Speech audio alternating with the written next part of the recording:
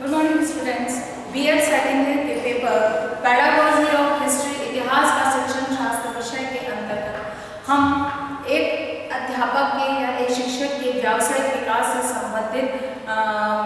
जो प्रयास हैं या जो भी हम प्रयास कर सकते हैं उनके बारे में हम अध्ययन कर रहे हैं। इससे पहले हमने बहुत सारी चीज़ों के बारे में अध्ययन किया है। हमने शिक्षा का अभिभावक संघ के बारे में अध्ययन किया है, हमने ई विचारों के बारे में अध्ययन किया, हमने मात्र शिक्षक संघ के बारे में अध्ययन किया, जिसके माध्यम से एक शिक्षक के जो विकास में किस प्रकार से ये सब छोटी छोटी संस्थाएं या यूँ कहा जाए कि ये जो एक असामान्य मतलब कहना चाहिए कि शिक्षक के योगदान में हमें ये प्रतीत होता है कि ये कोई विशेष सहयोग नहीं कर सकते हैं, लेकिन फिर भी इन संगठनों से भी विद्यालय शिक्षा व्यवस्था और एक शिक्षक के विकास में बहुत महत्वपूर्ण भूमिका या योगदान इनके द्वारा प्रदान किया जाता है। अब बात आती है जो व्यावसायिक संगठन है या अभिकरण है, ये किस तरह से एक शिक्षक के विकास में या एक शिक्षक के व्यावसायिक उन्नति में अपना भूमिका निभाते हैं या अपना योगदान देते हैं, हम आज उसके बारे में अध्ययन करने वाले हैं कि व्यावसायिक संगठन या अभिकरण कि कौन कौन से ऐसे व्यावसायिक संगठन या अभिकरण हैं जो एक शिक्षक के शिक्षकोचित गुणों में विकास करने में योगदान प्रदान करते हैं, चाहे वो शिक्षक पूर्व प्रशिक्षण की व्यवस्था हो, चाहे सेवारत शिक्षक प्रशिक्षण की व्यवस्था हो या उनके विकास की व्यवस्था हो। तो ये अभिकरण किस प्रकार से अपनी भूमिका निभाते हैं या किस प्रकार से अपना योगदान देते हैं उसके बारे में हम आज चर्चा करेंगे। तो सबसे पहली चीज इसमें आ रही है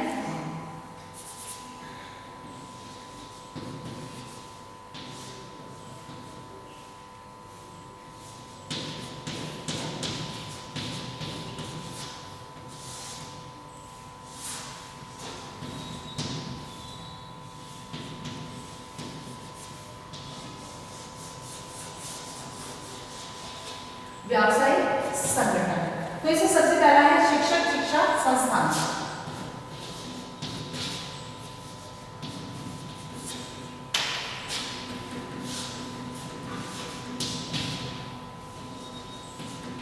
शिक्षा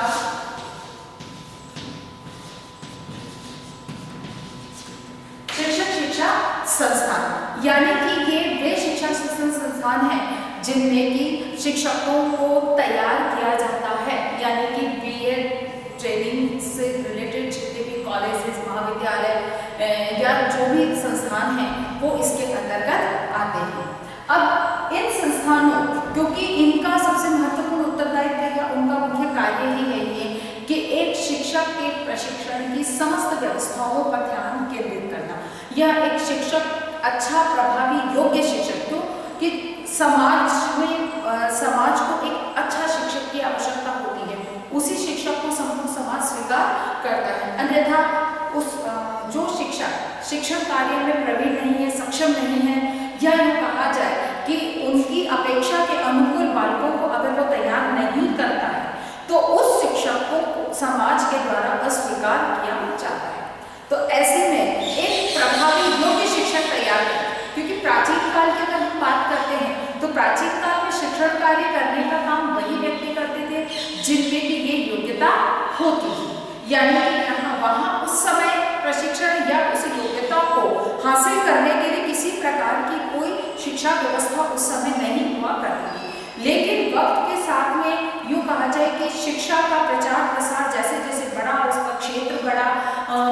तो उसमें धीरे धीरे जाकर ये बात सामने आने लगी कि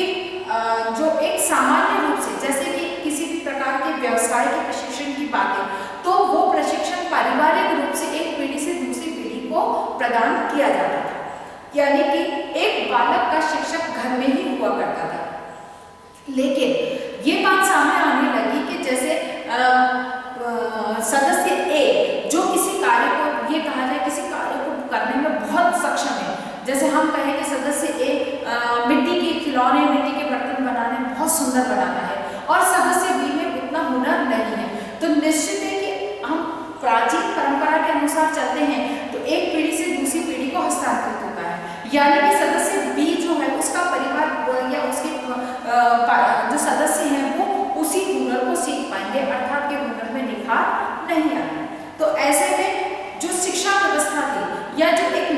जब सामने आया उसमें ये चीज सामने आई कि जो योग्य और कुशल शिक्षक है, अगर उसके माध्यम से, जो कुशल व्यक्ति उसके माध्यम से अगर प्रशिक्षण प्रदान करवाया जाए तो एक उस परिवार के सदस्य के अलावा भी अन्य लोग उस कार्य को करने का कौशल हासिल कर सके। तो ये चीज एक कॉन्सेप्ट जैसे जैसे सामने आने लगा वैसे वैसे प्रशिक्षण, शिक्षक के प्रशिक्षण की जो कल्पना थी वो भी चरितार्थ होने लगी। और धीरे धीरे शिक्षक प्रशिक्षण संस्थान, जब ये बात सामने आने लगी कि शिक्षक केवल एक जो योग्य व्यक्ति है या जो कर सकता है वही शिक्षण का कार्य नहीं करेगा, बल्कि इसके लिए लोगों को प्रशिक्षित करके और उनमें एक कौशल का विकास किया जाए जिससे कि वे शिक्षा कार्य को सुचारू रूप से चला सके। क्योंकि शिक्षा 100% शिक्षित व्यक्तियों का जो हमारा टारगेट है वो तभी पूरा हो सकता है जब शिक्षा को का दान करने वाले, यूँ कहा जाए कि शिक्षक हमारे देश में मौजूद होंगे। तो अब प्रशिक्षण की जब बात आई तो फिर इस कार्य को करने के लिए या प्रशिक्षण कार्य शिक्षकों को प्रशिक्षित करने के लिए संस्था या संगठनों की कल्पना की गई और वहाँ से शिक्षक प्रशिक्षण संगठनों या संस्थाओं, कॉलेजेस की स्थापना की जाती है। अब जब बात आती है कि ये संस्थाएं किस तरह से कार्य करती हैं या इनका कार्य क्या होता है, शिक्षक शिक्षा संस्थान के कार्य क्या होते हैं, तो इनका सबसे पहला कार्य तो होता है प्रशिक्षण। प्रशिक्षण प्रदान करना, ठीक है।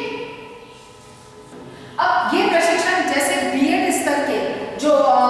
शिक्षक हैं, दो प्रकार के हम बीएसटीसी कहते हैं, एक बीएड कहते हैं। बीएसटीसी जो प्राथमिक से लेकर मतलब प्रारंभिक से लेकर 8वीं तक 8th क्लास तक के जो स्टूडेंट्स हैं उनको पढ़ाने के लिए जिन शिक्षकों को तैयार किया जाता है वो एसटीसी के लिए प्रशिक्षण प्राप्त करते हैं। और कक्षा 6 से लेकर और 12वीं तक के विद्यार्थी, 10वीं तक के विद्यार्थी, 12वीं तक के विद्यार्थियों को शिक्षण कार्य कराने के लिए, शिक्षा देने के लिए जिन शिक्षकों को प्रशिक्षण प्रदान किया जाता है वो बीएड के माध्यम से, अर्थात कि एक शिक्षक को प्रशिक्षित करने का जो कार्य है वो कार्य इन शिक्षा प्रशिक्षण संस्थानों के द्वारा किया जाता है। दूसरा जो इनका कार्य है वह है पाठ्यक्रम अनुसार प्रशिक्षण।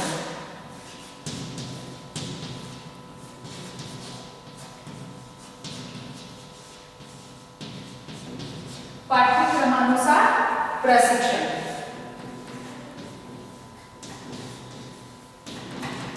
यानी कि एक जो निश्चित पाठ्यक्रम का निर्धारण करना और उसके अनुकूल शिक्षकों को प्रशिक्षण प्रदान करना, यानी कि प्रशिक्षणार्थियों को प्रशिक्षण प्रदान करना। क्योंकि एक निश्चित पाठ्यक्रम होता है तो उसके आधार पर जब प्रशिक्षण प्रदान किया जाता है तो वो अपने लक्ष्य तक पहुंचता है। इसीलिए एक निश्चित पाठ्यक्रम का निर्माण करना और फिर उन निश्चित पाठ्यक्रम जो निर्धारित होता है उसके आधार पर प्रशिक्षण प्रदान करने का कार्य ये शिक्षा प्रशिक्षण संस्थानों के द्वारा किया जाता है। तीसरी बात जो इसमें आगे वह है सेवारत शिक्षक प्रशिक्षण व्यवस्था। सेवारत शिक्षक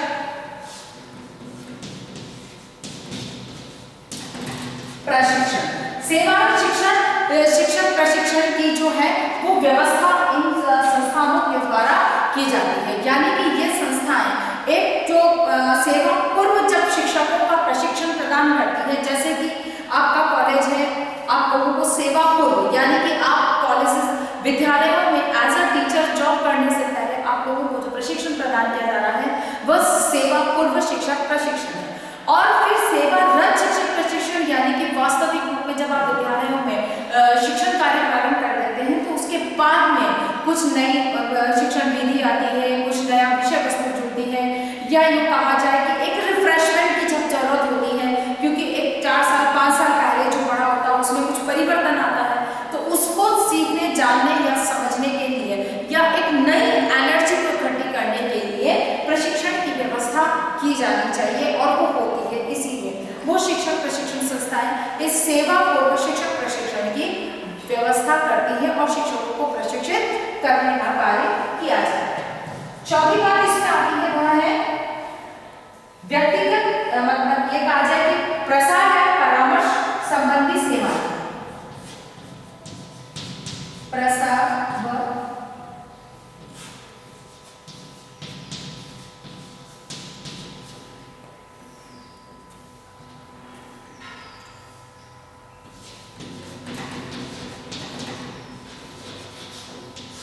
संबंधी से, ठीक है ना। जैसे व्यक्तिगत रूप से है, विद्यालय संकुल है, जब कुछ हमको किसी विशेष परामर्श की या किसी विशेष गाइडलाइन की आवश्यकता होती है तो इन संस्थाओं के द्वारा सहयोग प्रदान प्राप्त किया जाता है। जैसे हम कह रहे हैं कि आपको कुछ एक बहुत अच्छा खेल नीति के माध्यम से प्रशिक्षण विद्यार्थियों को पढ़ाना है, तो हम एक इन संस्थाओं के द्वारा उन विधियों के बारे में किस तरह से उपयोग किया जा सकता है, उनके लिए किस प्रकार के टीचिंग एड्स बनाए जा सकते हैं, या हमें क्या उसमें नयापन, नवीन इनोवेशन किया जा सकता है, या ये कहा जाए कि और क्या व्यवस्था जिसमें कि विद्यालय के शिक्षण कार्य को प्रभावी और रोचक बनाया जा सकता है, उसके लिए हम परामर्श प्राप्त करते हैं। या हमको कहा जाए कि कुछ नई विधि है तो उसके प्रचार प्रसार के लिए भी ये संस्थाएं अपना योगदान प्रदान करती है। इसीलिए व्यक्तिगत परामर्श या संकुल, विद्यालय संकुल के परामर्श और प्रसार कार्य के लिए ये संस्थाएं अपनी भूमिका निभाती है। फिर है नवाचार कार्य, नवाचार को लागू करना, नवाचार को लागू करना, यानी कि जो नवाचार विधि, कुछ भी नई विषय वस्तु नवाचार की विधि निकल कर आई है तो उसको रियल में अप्लाई कैसे किया जाए, वास्तव में इसका उपयोग कैसे किया जाए, इसका जो है प्रशिक्षण देने का कार्य या उसे लागू नियमित करने का जो कार्य है ये प्रशिक्षण संस्थाओं के द्वारा किया जाता है। फिर है नेक्स्ट आ जाता है व्यावसायिक संस्थाओं को सहायता देना,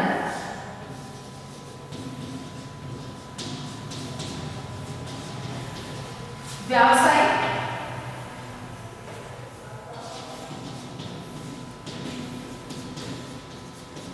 संस्थाओं को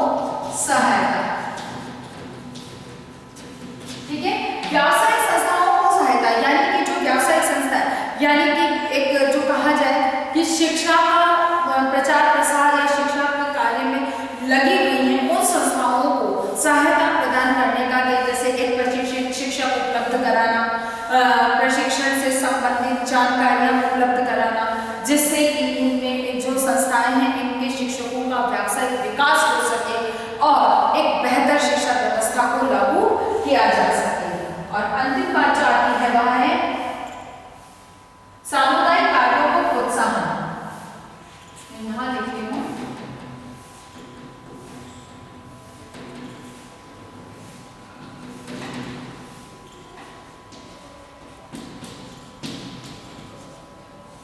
सामुदायिक कार्यों को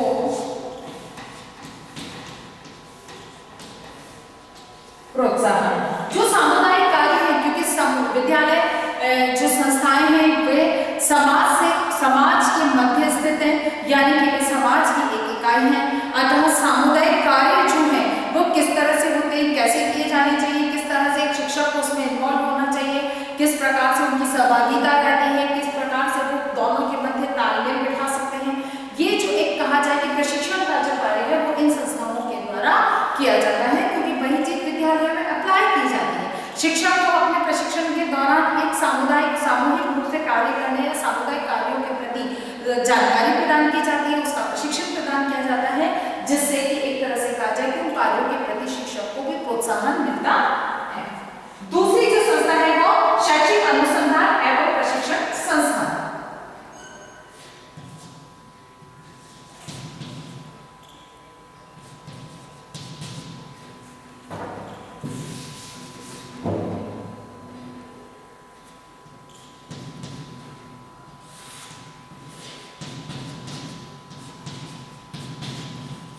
शैक्षिक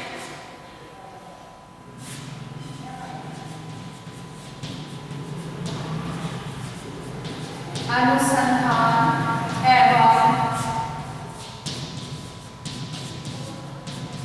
प्रशिक्षण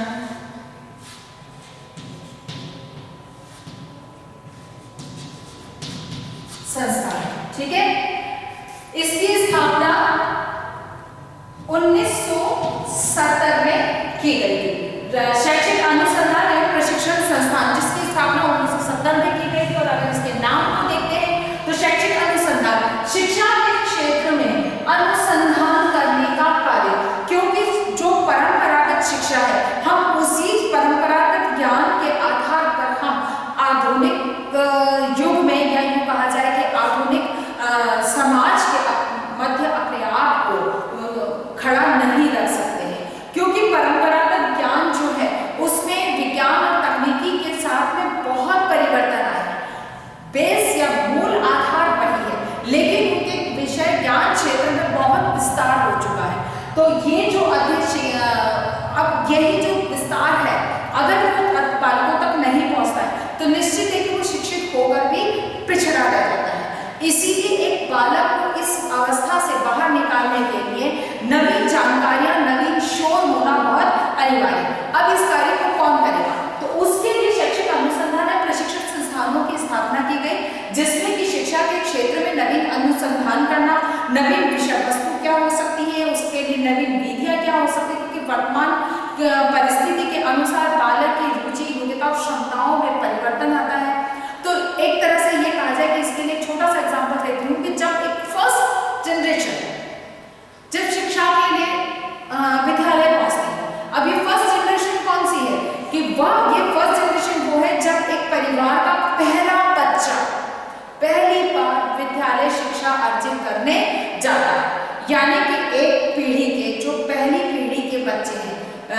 वो पहली बार जब विद्यालय में शिक्षा अर्जित करने जाते हैं तो वो फर्स्ट जनरेशन होती है। अब वहां पर उस फर्स्ट जनरेशन को जो हमने पढ़ा दिया, जैसा हमने पढ़ा दिया, बालक ने उसको सुना, समझा और ग्रहण किया। अब सेकंड जनरेशन आती है तो वहां पर थोड़ा सा परिवर्तन होता है, क्योंकि सेकंड जनरेशन की जो शिक्षा है वह एक तरह से कहा जाए कि फर्स्ट जनरेशन ने जितनी जैसे कि पहली बार घर के कुछ बच्चों ने 11वीं 12वीं तक की शिक्षा अर्जित की है, तो वो ज्ञान 3 वर्ष की आयु तक बालक को पहले ही प्राप्त हो जाता है, क्योंकि माता पिता का बातचीत करना, कार्य करने का तरीका वैसा ही होता है।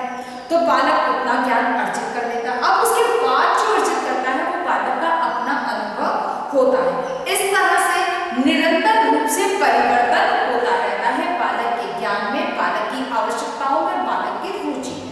तो अगर यही इसीलिए निरंतर रूप से नई शिक्षण विधियों का होना अनिवार्य है। विषय वस्तु जो है उसमें नवीनता या ताजगी होना बहुत जरूरी है। तो ये सब कार्य इसके शैक्षिक अनुसंधान एवं प्रशिक्षण संस्थान के द्वारा अनुसंधान किए जाते हैं। और जब कोई नवीन विधि निकल कर आती है, नई कोई जानकारी निकल कर आती है, तो उसके लिए शिक्षक को प्रशिक्षण प्रदान करने का कार्य भी संस्था के द्वारा किया जाता है। तो यानी कि इसमें सेवा, इसके जो कार्य है इसमें सबसे पहली चीज जो आ जाती है वह आती है सेवारत प्रशिक्षण।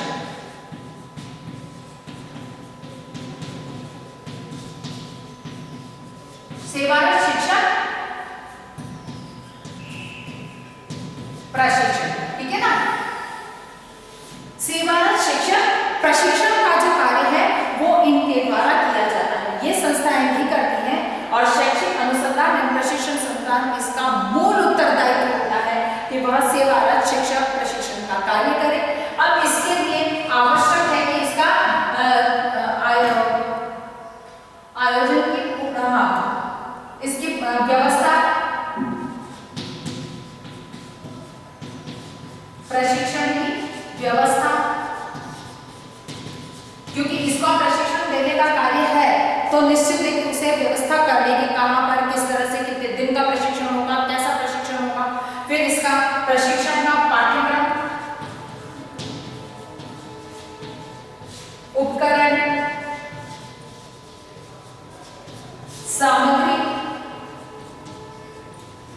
सभी को जुटाने का कार्य इनका होता है कि प्रशिक्षण किस तरह से किया जाएगा, उसकी क्या शेड्यूल होगा, कौन सा पाठ्यक्रम उसका क्या होगा, फिर उसके लिए किन उपकरणों की आवश्यकता होगी, कौन कौन सी सामग्री की जरूरत होगी, इन सब को जुटाना या उसकी व्यवस्था करने का कार्य उनका शैक्षिक अनुसंधान प्रशिक्षण संस्थान का होता है। फिर प्रमुख व्यक्तियों के ओरिएंटेशन का भी उत्तरदायित्व उनका ही होता है। प्रमुख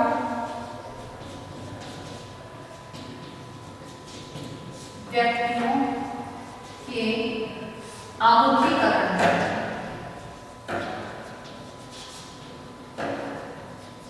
आमुखीकरण यानी कि ओरिएंटेशन में कार्यक्रम की व्यवस्था करने का कार्य उनका होता है, क्योंकि प्रमुख व्यक्ति जो कि विषय विशेषज्ञ होते हैं उनके द्वारा सीधा प्रशिक्षण जब एक अध्यापक को प्राप्त होता है या सीधी जानकारी प्राप्त होती है तो वो और उनके साथ सीधा आमने सामने बातचीत करने का अवसर मिलता है, तो शिक्षक की जो जिज्ञासा है वह भी शांत हो सकती है, क्योंकि उसे प्रश्न करने का वहां पर अवसर प्राप्त होता है। इसीलिए उनका जो ओरिएंटेशन की व्यवस्था करने का कार्य भी इनका होता है, शैक्षिक अनुसंधान एवं प्रशिक्षण संस्थान का होता है। उसके बाद आता है एक शिक्षक के व्यावसायिक विकास में दो संस्थाएं हैं।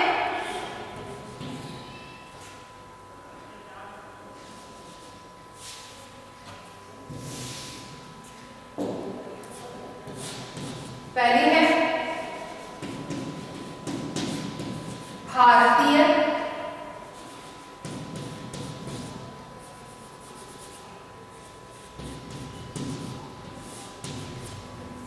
भारतीय इतिहास संघ और दूसरी है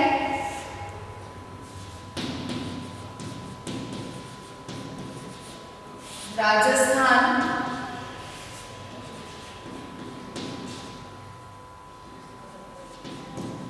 इतिहास संघ। यानी कि ये दोनों वो संस्थाएं हैं जो एक राज्य स्तर की और एक है राष्ट्रीय स्तर की। दोनों में जो इतिहास विषय के अध्यापक हैं उन्हीं को सदस्यता प्रदान की जाती है और इसमें अंतर्गत एक इतिहास अध्यापक के विषय से संबंधित जानकारी को बढ़ावा देने के अवसर मिलता है। विषय से संबंधित जो या कहा जाए अधूरी जानकारियों को शोध करना, उनके बारे में जानकारियों को उपलब्ध कराना, इन सभी का विषय के प्रति लोगों की रुचि उत्पन्न करना, उसके लिए किस तरह से प्रयास किए जा सकते हैं, किस प्रकार की प्रमाणों के साथ जो तथ्य दिए गए हैं, जो सूचनाएं दी गई हैं, उनको किस तरह से तथ्यों के साथ प्रमाणित करके और सत्य लोगों के सामने सत्य लेकर आना, आदि सभी कार्य करने का सभी का कार्य ये संगठन करते हैं। ये राज्य स्तर पर कार्य करता है और ये राष्ट्रीय स्तर पर कार्य करता है। राज्य स्तर पर जो राजस्थान से संबंधित, जैसे राजस्थान का जितना भी है इतिहास को, राजस्थान के इतिहास की सत्य जानकारी को सामने लाना, अधूरी जानकारियों को ढूंढना, फिर बाद में उसके बारे में कोई नवीन शोध हो रहे हैं, जैसे कि यहाँ चंद्रावती में एक जो हमें नए नवीन अवशेष प्राप्त हुए थे तो उसकी खुदाई का कार्य इतिहास परिषद जैसे उनके माध्यम से किया गया या उन्होंने इसके बारे में रुचि ली, तो ये क्या है कि उसके इतिहास को सामने लाने का प्रयास करते हैं। ऐसे ही राष्ट्रीय स्तर का जो है वो राष्ट्रीय स्तर की बात करते हैं। इसीलिए इन दोनों संघ के माध्यम से इतिहास विषय को आगे बढ़ाना और एक शिक्षक की जानकारी में निरंतर रूप से वृद्धि करने का कार्य इस संगठन के द्वारा किया जाता है। और अंतिम है इसके अंदर भारतीय सामाजिक विज्ञान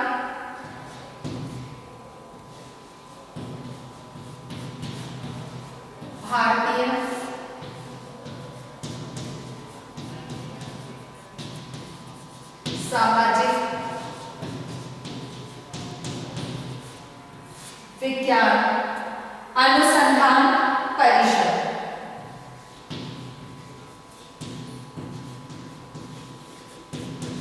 अनुसंधान,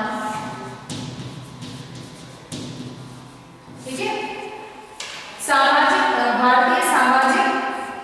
विज्ञान अनुसंधान परिषद, यानी कि सामाजिक विज्ञान, इतिहास इसी सामाजिक विज्ञान विषय का एक भाग है या इसका एक विषय है, क्योंकि सामाजिक विज्ञान समाज का विज्ञान जिसमें कि समाज से संबंधित जितना भी ज्ञान है उसको सामाजिक विज्ञान के अंतर्गत रखा गया है। अब उसमें आपका इतिहास भी आता है, आपका नागरिक शास्त्र भी, पॉलिटिकल साइंस भी आता है, उसमें आपका इकोनॉमिक्स अर्थशास्त्र भी आता है, उसमें आपकी ये कहा जाए कि ज्योग्राफी भी आती है। तो ये सभी विषय जो है आपका इतिहास भी आता है, तो ये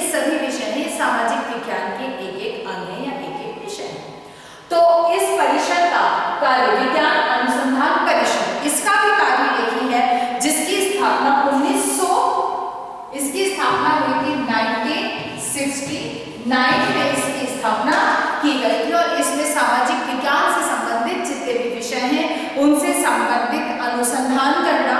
और उन अनुसंधानों के परिणामों से शिक्षकों को परिचित कराना, उनकी सूचनाएं शिक्षकों को प्रदान करने का कार्य इस संगठन का रहा है। तो इस प्रकार एक व्यावसायिक संगठन या अभिकरण जो है वह एक शिक्षक के व्यवसाय से संबंधित यानी कि अपने विषय से संबंधित ज्ञान में वृद्धि करने के हर प्रयास को करते हैं, जिसमें कि शिक्षक प्रशिक्षण संस्थान है जो उनके प्रशिक्षण का कार्य करती है, शैक्षिक अनुसंधान एवं प्रशिक्षण संस्थान है जो अनुसंधान करती हैं, और फिर केवल अनुसंधान जैसे कि भारतीय सामाजिक विज्ञान अनुसंधान परिषद, इसका उद्देश्य मूल रूप से अनुसंधान करने का है। लेकिन इसके बाद जब इसकी स्थापना की गई शैक्षिक अनुसंधान एवं प्रशिक्षण संस्थानों की, जिसका उत्तरदायित्व हर राज्यों को अलग अलग सौंपा गया कि हर राज्य का अपना शैक्षिक अनुसंधान एवं प्रशिक्षण संस्थान होगा और वो उस राज्य की शिक्षा व्यवस्था से संबंधित अनुसंधान करेगा और अनुसंधान करने के बाद शिक्षकों को प्रशिक्षित करने का कार्य इसी संगठन के द्वारा किया जाए। ठीक है, इस तरह से ये इतिहास संघ है जो राज्य स्तर, राजस्थान स्तरीय और भारतीय इतिहास संघ की स्थापना है, इन संगठनों के माध्यम से भी इनके विकास पर बल दिया गया, क्योंकि पहले ये संगठन हमारे यहाँ पर नहीं थे। लेकिन जब विदेशों में ये चीज देखी गई कि विदेशों में इतिहास विषय ऐसा विषय था कि जिसका रुचि लोगों की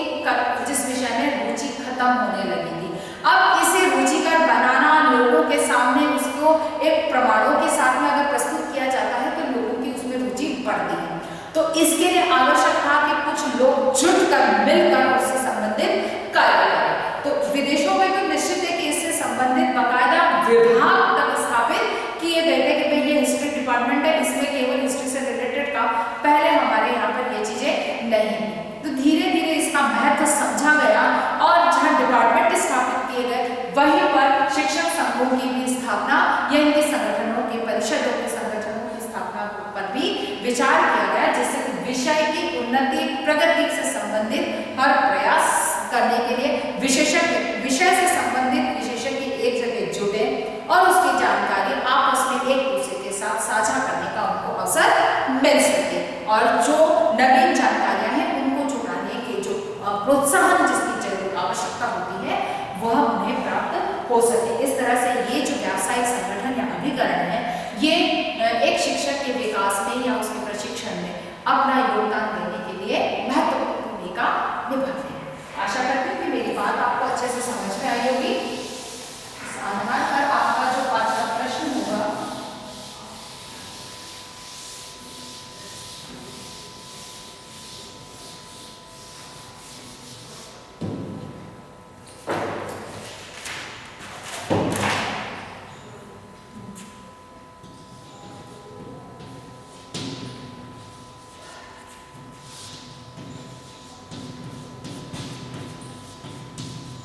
इतिहास विषय, इतिहास शिक्षक, इतिहास शिक्षक के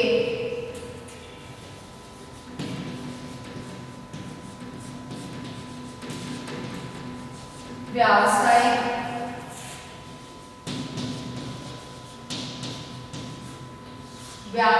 विकास में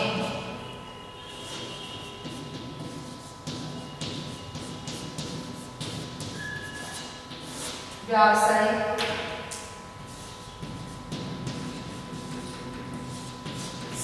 संगठन या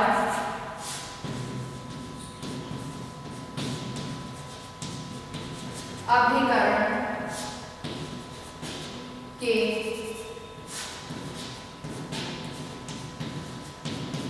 योगदान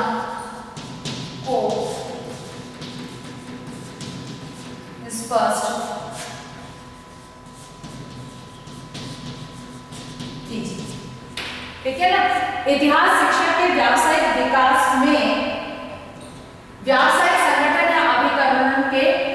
योगदान को स्पष्ट